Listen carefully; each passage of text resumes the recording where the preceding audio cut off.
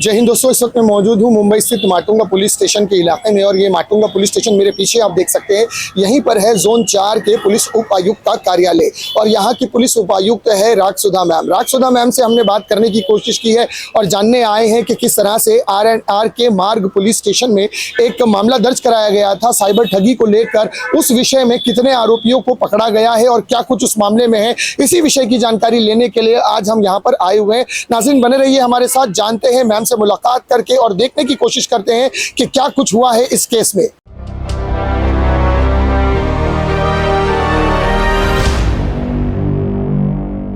हमको आर के मार्ग पुलिस स्टेशन में एक सीनियर सिटीज़न की तरफ से कंप्लेंट प्राप्त हुआ था कि उनको डिजिटल अरेस्ट में रख के कुछ लोगों ने 70 लाख रुपए का एक्सटॉर्शन किया है करके। जैसे कंप्लेंट आया हमने इमीडिएटली वो गुना दर्ज करके लिया था। उसमें वो सीनियर सिटीज़न को ये बोल के डिजिटल अरेस्ट में रखा गया था कि हम NIA से बात कर रहे, ATS दिल्ली से बात कर रहे, आपका नाम जो है पहलगाम टेररिस्ट अटैक में जो टेररिस्ट ऑर्गेनाइजेशंस है उनके साथ जोड़ा हुआ हमारे इन्वेस्टिगेशन में दिख रहे, ऐसे बोल के उनको डिजिटल अरेस्ट में रखा गया था। हमारे इन्वेस्टिगेशन जब चालू किया था उसके थ्रू हमने टोटल 6 आरोपी को अटक किए हैं।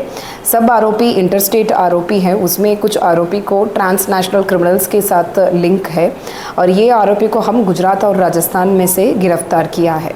और हमने हमारे केस में 10 लाख फ्रीजिंग अभी तक किया है ये गुने में।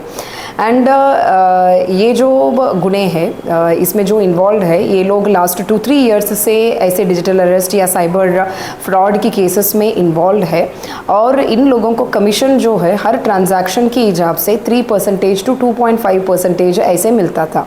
सो ये कमीशन जो है उनके रोल बेसिस है। फॉर एग्जांपल 2 लोग जो है आइडेंटिफाई करते हैं किसको कौन सा बैंक अकाउंट होल्डर को हम पकड़ सकते हैं करके, 2 लोग जो है मीडिएटर टाइप काम करते हैं और 2 लोग जो है मेन आदमी हैं जो ट्रांसनेशनल क्रिमिनल्स के साथ में टच में है और वो जो मेन आदमी है वो हमने पकड़े हैं।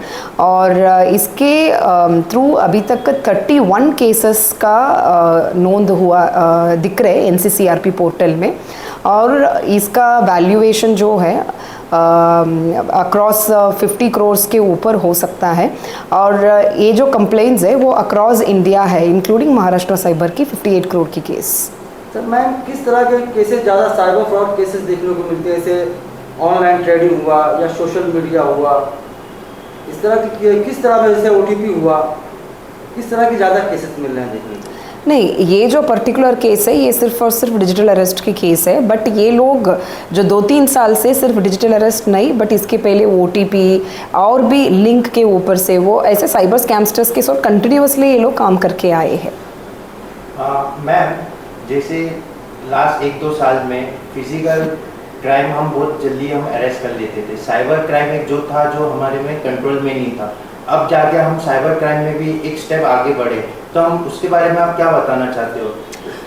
जैसे टेक्नोलॉजी इंक्रीज़ हो रहे तो मुंबई पुलिस की तरफ से 100% प्रयत्न है कि सब एफिशिएंसी से हम काम करें एंड ऐसे जो साइबर स्कैम्स है उसके ऊपर हम अपना टेक्नोलॉजी के साथ काम करके सब पीपल को अच्छे काम करें। मैम, जिस तरह से जब एक स्कैम हो जाता है किसी के साथ तो वो आप लोग कहते हैं कि आपका एक नंबर है 1930 पर आप कॉल करें, लेकिन कभी कभार ऐसा होता है, मेरे साथ भी बाकायदा हुआ है, फ्रॉडर जो है वो कॉल करते हैं, हम उनके झांसे में ना आते हुए हम पहचान जाते हैं कि ये फ्रॉड है। जब हम इसकी शिकायत तुरंत अगर पुलिस में करते हैं कि इस नंबर को ब्लॉक किया जाए तो मैडम वो नंबर से रिस्पॉन्स नहीं मिलता हमें। इसमें आप जो बता रहे हैं 1930 कॉल लाइन जो है वो 1930 सिर्फ बैंक अकाउंट फ्रीज करने के लिए है। एंड जब आप इमीडिएटली बताएंगे 1930 को, आपको लग रहा है कि आपने स्कैम में आपने अपना पैसा जो है आपने छोड़ दिया, तो फिर इमीडिएटली 1930 को कॉल कीजिए। 1930 आपको डेफिनेटली हेल्प करता है। नंबर ब्लॉकिंग का जो आप बता रहे हैं तो नंबर ब्लॉकिंग जो है आप लोकल पुलिस स्टेशन में जाके बताइए तो उनके थ्रू हम आगे सब्सक्राइबर्स और जो नोडल ऑफिसर्स हैं उनको बताने के लिए कोशिश करेंगे। मैं किस तरह से, मतलब पब्लिक जो है, आम पब्लिक है, किस तरह से इससे सावधान रहे, क्योंकि साइबर क्राइम जो बढ़ते जा रहा है दिन पे दिन, और कितने प्रकार के हो रहे हैं मैडम, इस पे भी सो जरा स्पेसिफिकली मैं ये डिजिटल अरेस्ट की संबंधित बात करना चाह रही हूँ कि इंडिया में इंडियन कानून की हिसाब से फिजिकल अरेस्ट ही एक शब्द है, डिजिटल अरेस्ट करके एक ही शब्द इंडियन कानून में नहीं है। जब वो नहीं है, इसका मतलब कोई भी ऑफिसर, जूनियर हो, सीनियर हो, शायद कस्टम्स ऑफिसर हो या पुलिस ऑफिसर हो, आपको डिजिटली अरेस्ट नहीं कर सकते हैं। अगर किसी ऑफिसर को आपको अरेस्ट करना है, वो प्रत्यक्ष आके आपको अरेस्ट करते हैं, ना किसी व्हाट्सएप वीडियो कॉल में या स्काइप कॉल में आके आपको अरेस्ट करते हैं। तो ये अवेयरनेस हम सबको होना चाहिए, तभी ऐसे साइबर स्कैमस्टर्स की ऐसे स्कैम में से हम बच पाएंगे।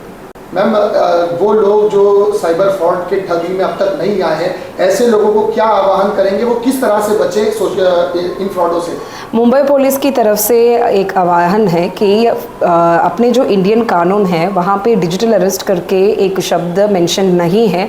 तो इसका मतलब कोई भी जूनियर ऑफिसर हो, सीनियर ऑफिसर हो या कोई कस्टम्स ऑफिसर हो या पुलिस ऑफिसर हो, कोई भी आपको व्हाट्सएप वीडियो कॉल के थ्रू या स्काइप वीडियो कॉल के थ्रू अरेस्ट नहीं कर सकते हैं।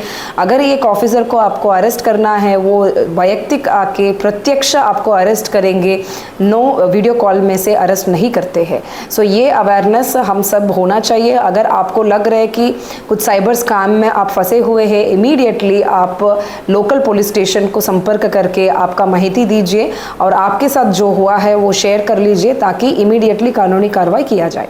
तो देखा नाजरीन, आपने राजसुधा मैम ने बताया कि उस केस के अंदर कई आरोपियों को पकड़ा गया है जो पहले से ही शातिर हैं, और इस मामले के अंदर बहुत सारी बातों का खुलासा हुआ, किस तरह से साइबर फ्रॉड आप लोगों को ठगी करते हैं और किस तरह से आम जनता को, भोले भाली जनता को परेशान करके उनके पास से पैसे हटने का काम करते हैं। उन्होंने ख़ास तौर पर यह कहा है, आह्वान किया है उन लोगों से कि जो साइबर ठगी का शिकार बन जाते हैं, फ़ौरन ही अगर आपके साथ कोई ऐसी घटना घटती है, यदि आपके अकाउंट से पैसे कट जाते हैं तो 1930 नंबर यानी 1930 पर तत्काल में ही आपको कॉल करना है और अपने साथ हुई धोखाधड़ी की शिकायत उस नंबर पर बतानी है, ताकि उस ट्रांजैक्शन को जल्द से जल्द रोका जाए। यदि आपको कोई ऐसी कॉल आती है जिस कॉल के जरिए आपको ये पता चल जाता है कि वो फ्रॉड कॉल है, तो उस नंबर को ब्लॉक करने के लिए आपको स्थानीय पुलिस स्टेशन जाना पड़ेगा। नज़दीकी पुलिस स्टेशन में जाकर उस नंबर की शिकायत आपको करनी पड़ेगी, ताकि उस नंबर को जल्द से जल्द ब्लॉक किया जा सके। नाज़रीन, वो लोग जो इस वक्त अब तक बचे हुए हैं, मैं उन लोगों से आह्वान करूंगा कि यदि आपके साथ ऐसी कोई घटना कभी फ्यूचर में घटती है, तो फौरन ही तत्काल ही आप नज़दीकी पुलिस स्टेशन से संपर्क करें और इस घटना की जानकारी पुलिस तक पहुंचाएं। इस खबर में फिलहाल इतना ही। मैं सिराज शेख, कैमरामैन बशीर के साथ फिर मिलूंगा किसी अगली खबर के साथ। तब तक के लिए सुरक्षित रहें, सतर्क रहें।